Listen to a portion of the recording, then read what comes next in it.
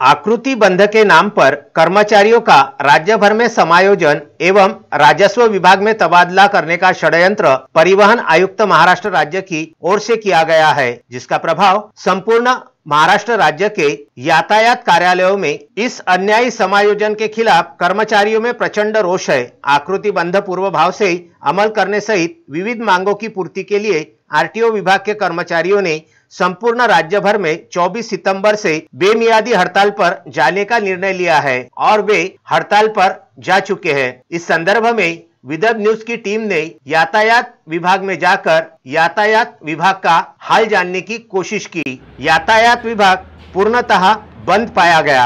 यातायात विभाग का कार्यालय तो खुला है, लेकिन अंदर कोई भी मौजूद नहीं है। अधिक जानकारी अनिल मानकर द्वारा बताई गई।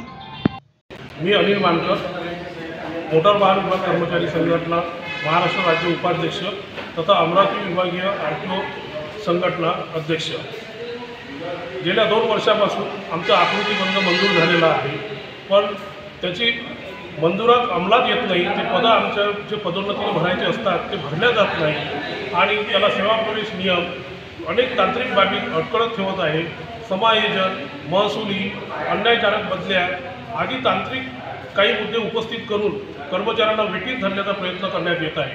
त्यामुळे संपूर्ण राज्यभर आरटीओ कर्मचारी संपावर बेमुदत संपावर जात आहे। आता जोपर्यंत शासन याकडे विशेष लक्ष देणार नाही तोपर्यंत कर्मचाऱ्यांचा संप हा बेमुदत राहणार आहे। आमच्या मागण्यांकडे शासनाने गंभीरतेने घेऊन लक्ष द्यावे ही आम्ही त्यांना विनंती करतो।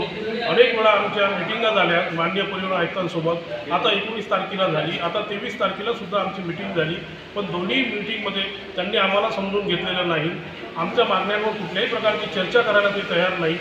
त्यामुळे कर्मचारी राज्यातले संतप्त झालेले आहेत आणि हा संपाचा नारा त्यांच्यातून म्हणजे अंमलात आलेला आहे आणि आजपासून संपूर्ण राज्यभर आरटीओ कर्मचारी संपावर जात आहेत। अर्चना रक्षे, विदर्भ न्यूज, अमरावती।